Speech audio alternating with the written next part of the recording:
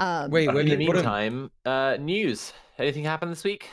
Oh, there we go. Yeah, I think a little bit is happening this week. So did anyone who I'm not sure who it was that added the Texas stuff in the notes? Does Yeah, that was anyone me. want to? Yeah, do you want to go over that or? So I did a whole stream about this. If people want to know about it, I would also say, and this is fully a call out, and I am canceling everyone.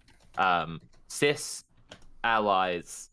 I have not really seen people talking about this. I've seen just one or two, and where they have, they've just like mentioned it in their like roundup of the news and then moved on. A little like we're gonna do just now, but like it's not something that can be just moved on from. It's really significant, and we're gonna need to put in a lot of work. Yeah. Cis people especially, because like firstly you're not the ones who are directly having your like energy drained away by it, and there are so many of you. So what's happened is that Texas Governor Greg Abbott, fuck Greg Abbott, all my homies hate Greg Abbott, has written an interpretation, yeah, Yankee plus fellow. literally Greg Abbott. Greg Abbott has issued an interpretation of the law about child abuse, saying that any kind of gender affirming medicine is child abuse, and has instructed the Texas specific version of like CPS to go and start prosecuting parents, and has instructed doctors and teachers and every other kind of authority relating to kids to dob in parents as well. Yeah. I think this is absolutely meets all the criteria for genocide. I've been saying for a while that the intentions and the motivations behind things were absolutely genocidal, and this is pretty. It's coming to bear. So, what can it also coincides with Marjorie Taylor Greene. I don't know if you saw this, Sophie, who was literally just telling people. She went on Alex Jones's podcast and was literally saying we need to shoot trans people. Basically, I did see that. Yeah. Yeah. So at the end of the day, like every single bit of genocide. But there's kind of just there's kind of just some fucking right winger saying that all the time. And that's true. Yeah, it's not every day that they, in control of a whole state, make it illegal to be trans. I did a whole in-depth thing about it. I'm going to do more streams with trans guests to chat it over on my channel. I'm probably going to do a fundraiser when I figure out where it would be best to send funds, because I don't yet know. But in the meantime, I'm going to drop this in chat. There is like a trans relocation resource list, basically refugees. Like it's about helping refugees, and I know that everyone's attention has been taken up with the war. I understand that, but also like, no, you're right. Texas has made it illegal to be trans, like illegal to be trans. Just like just really casually just dropped like it's illegal to be trans in Texas now. So like it's so wild, because it's like like you were saying before, every agency that deals with children has received this notice saying that they have to, if they, like it's like that thing, right? Like these conservatives are always talking about like, get your policies out of my family, stop controlling my family or whatever. But it's like, so some kind of, like any kind of agency that works with kids could see a parent who has a trans child, and they're fine. They're doing their own thing. They're handling their family their way. But that agent from one of those services can still report this family to the authorities. It's like, it is like what's super obnoxious saying in the chat. It's actual Nazi shit. Like actual Nazi shit. It's also very reminiscent of something, and this is the interfaces in a scary way with something in the UK, which is called the hostile environment. Hostile environment is a set of policies which enforce basically this same exact thing, like doctors and nurses and care home workers and everyone besides cops all have to also act like cops, basically. And like the hostile environment specifically referred to immigrants without documentation, who then would be being policed at every single turn. But like it's exactly the same shit. Exactly the same method of implementing bigoted regimes. So and it's alarming, because it probably points to what TERFs will try to. Sorry, the reason I'm linking up with TERFs is partly because of the topic we're going to be discussing today, but it's partly because like the governor, the Greg Abbott cited the Kira Bell versus Tavistock case in his interpretation of the law. He literally cited UK turf shit, literally a decision that's been overturned since. Yeah, I was going to say, and that's been overturned, from another jurisdiction, like from the UK, and it's been overturned, but he cited it as thing because evangelical American money is what's paying for turf movements. And so like it's very much, this is literally what they're paying for, is to try to legitimize transphobia on the international stage and make it more powerful. And then they're able to use states that they already can completely control, like Texas, to trial policies that make it as hard as possible to be trans. And I think that we'll see a rollout of policies just like this in the UK. Like, I've been saying I'm so worried about there being a bathroom bill because Texas was, because Texas and states like it pioneered doing bathroom bills. Then the EHRC recently said that they wanted one, and now Texas is doing this kind of absolutely this kind of shit. So much. I really it's that. just sorry like to hop on for so long about the one news item, but like I say, everyone is talking about the war on Twitch on every channel, every day, constantly, and I am not meaning to undermine war. War is one of the worst things, but there is also a war on the existence of people like me stepping up into high gear right now. 100%. I think you're absolutely completely fine going on that long. Absolutely. Yeah, it's absolutely disgusting. 100%. Like I said, I did a stream earlier in the week. I will definitely do more streams. I will also do a fundraiser stream. I hope that my co-hosts will also do what they can. Like I said, I'll do a fundraiser stream when I figure out what funds could go towards. But I also dropped this link to a tweet to a trans relocation resource list. Basically, people are organizing to try to help people escape Texas. So that was... And so it is a precedent as well for trans people escaping, gaining refugee status. Like in places like in New Zealand, where I am, there was a British transgender woman that got, that was able to get refugee status over here and resettle in New Zealand. I've been thinking about it a lot because I was born in New Zealand, so I have pretty good odds or whatever.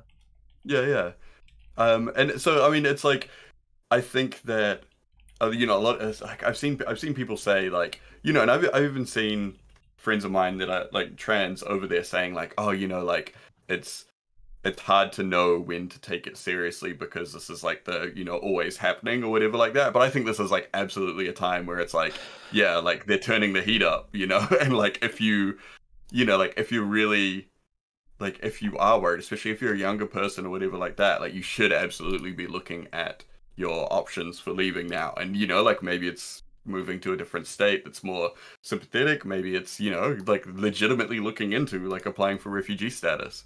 It's, Everyone who can get out of Texas should. And I understand that most people won't be able to, which is why if we're good for fucking anything, and I think that we are, I really, truly believe that we are. That's why I do this show.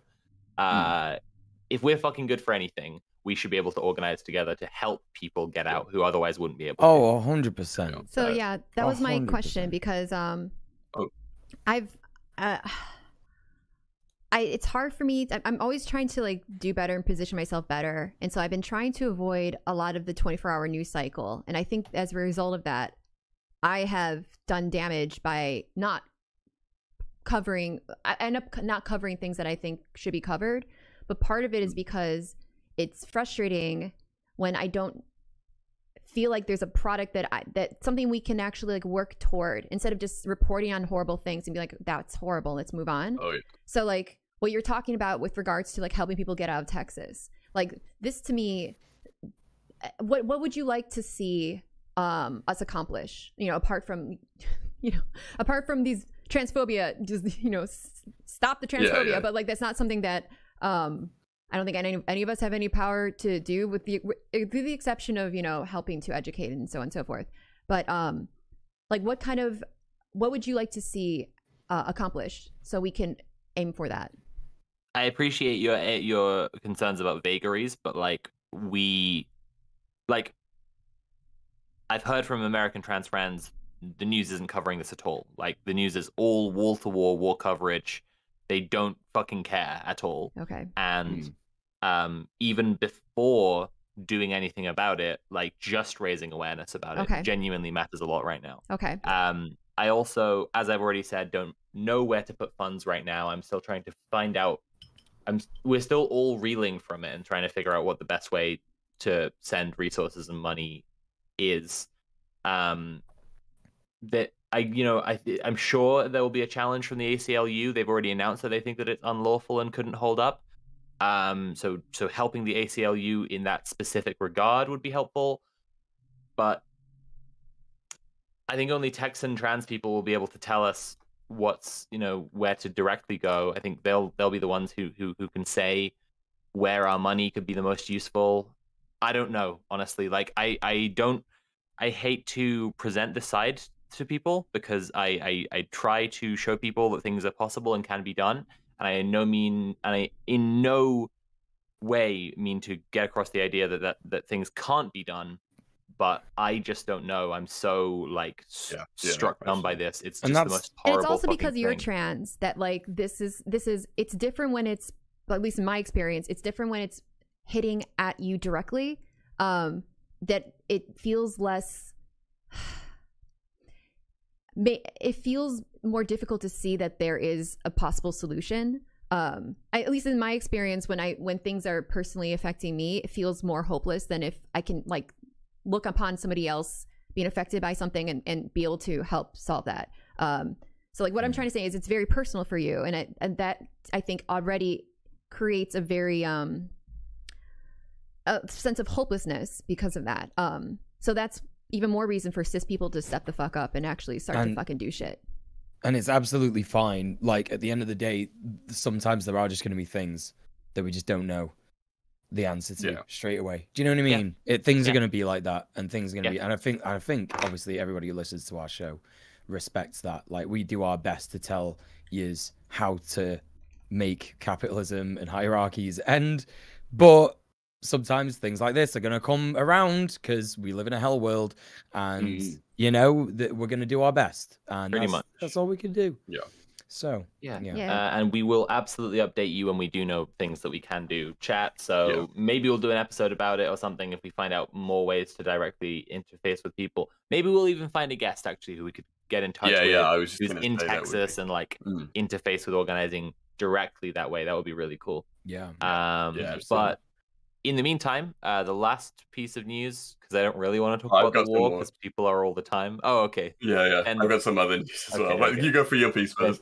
The other thing is, my singular note on the war is if anyone is talking like they represent one state government or another state government and what we're doing and we should do this thing, just fuck off. Fuck them off. You live on another planet, so fuck off to there. It's possible to not agree with any of this. The only side is against war. No war but a class war. Any of the minutiae of whatever, if it's being used to make you agree with America or agree with Russia, NATO, fuck off. It's just nothing. No war but class war. Yep. Yeah, and the news thing I was going to say was this has become a weekly reminder, but we are going to be doing an episode about trans DIYing.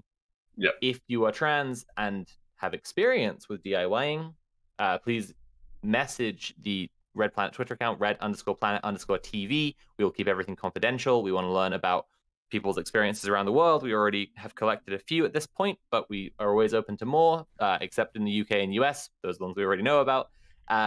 So send us a DM. We'll keep everything confidential. I will delete them afterwards to stop my entitled cis lord co-hosts from getting their cis eyeballs all over your messages. They won't even foiled again. Holy shit. That will be in a few weeks. We'll talk about DIY.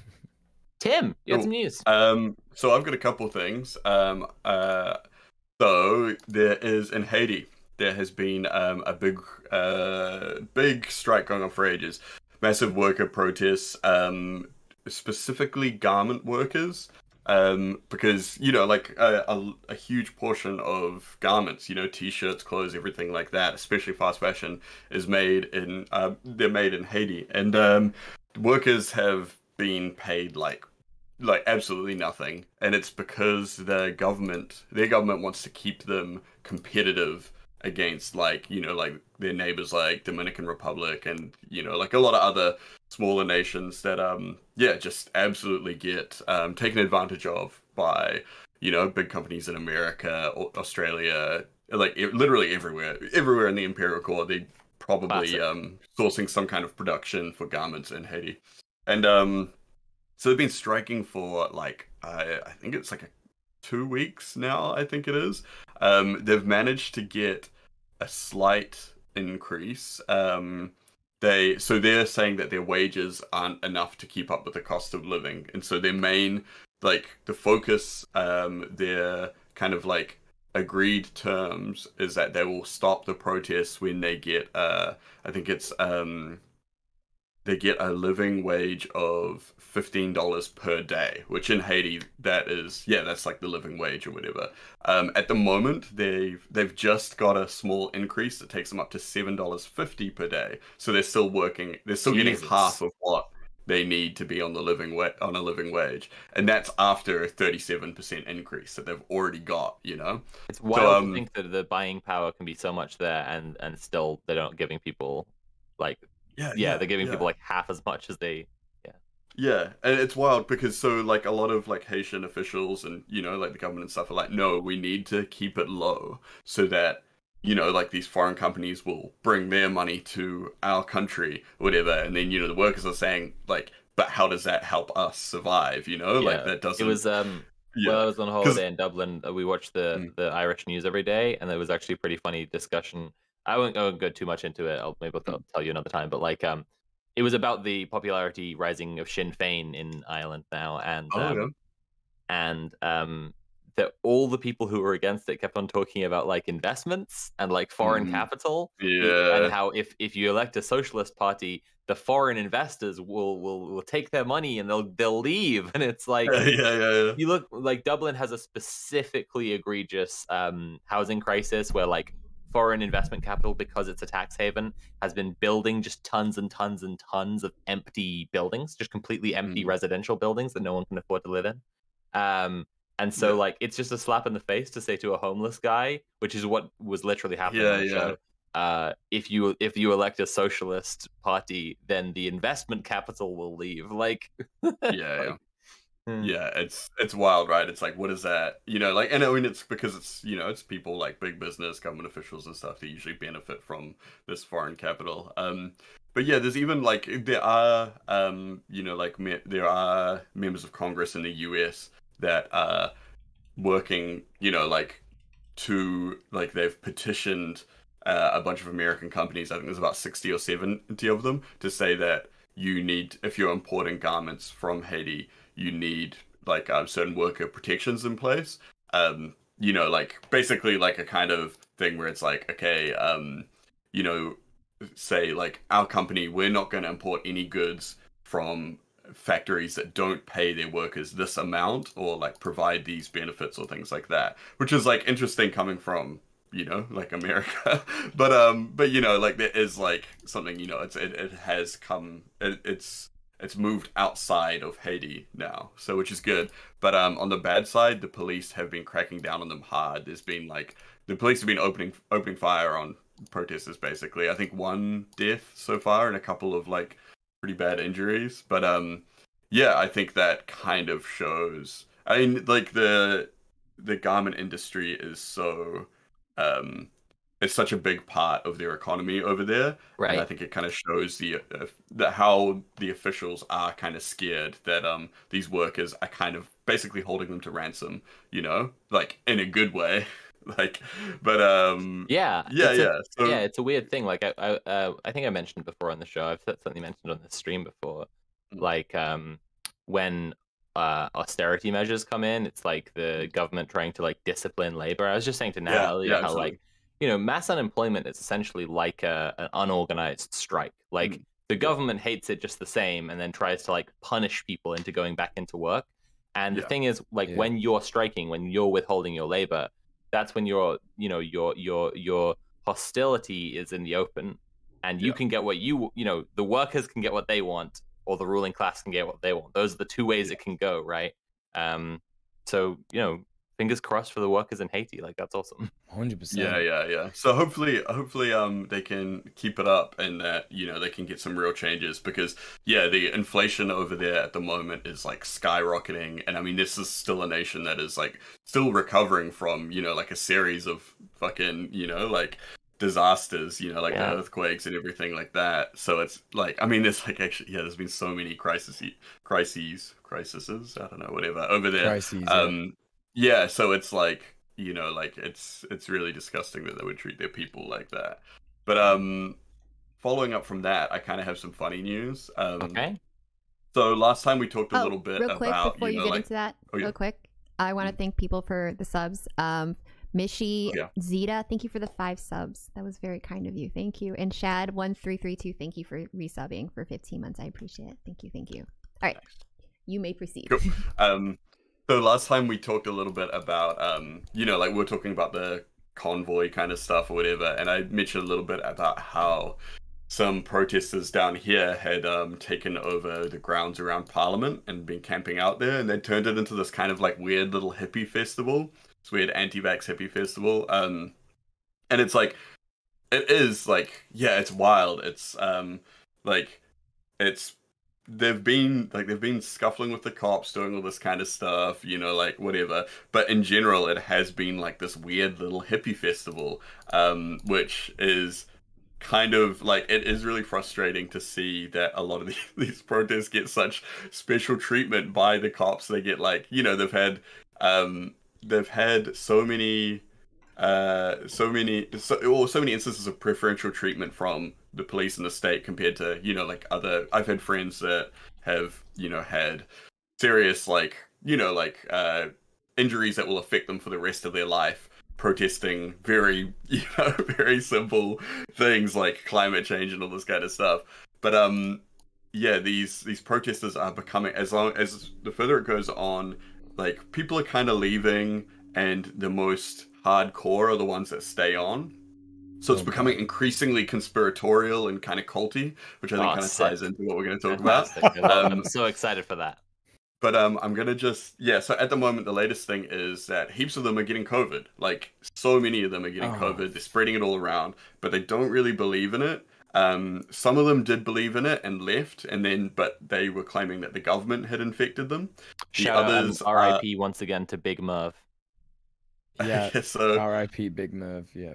The current thing is that it's actually government energy weapons that are beaming radiation at them from several buildings around. I think got COVID from Havana syndrome. Legitimately, like they're saying from like. I think it's like there's a church nearby and maybe like the British embassy. They're focusing the energy weapons. So like government energy rays are making me dumber. I'm gonna post the link in the chat this is a Daily Mail story. I found the first one, but they've started unironically wearing tinfoil hats, and it's like actually amazing. There's a really good picture in there, and it's so good. Oh, that's so good. Yeah, and it's just like. Oh, that's incredible. That's So incredible.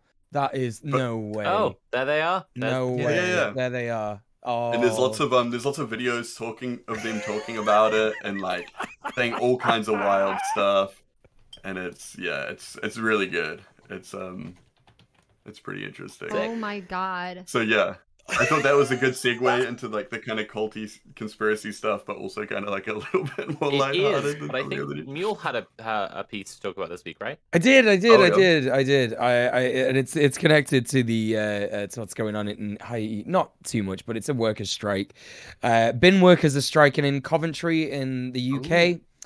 And they are on strike for an incredibly similar reason to Haiti. The workers in Haiti, they're not getting paid nearly as less as the people in Haiti, but still, it's one of those things. The prices of living are going up because the people who control the prices of everything are just making that happen because of the unending, infinite money machine, and your wages stay the same. Yeah, and the wages are staying the same. Now, there's an absolutely, so Owen Jones did a video on this, so I'd highly recommend everybody, if you've got some time, go check out Owen Jones's channel. He's one of the only good journalists in the UK, a phenomenal guy, he basically interviews the striking workers who are basically they're organizing under the union Unite in the UK. It's generally speaking, we spoke about Unite last week, I think, a little bit. It's a little bit iffy here and there, but they are doing strike action and stuff, especially for for these workers.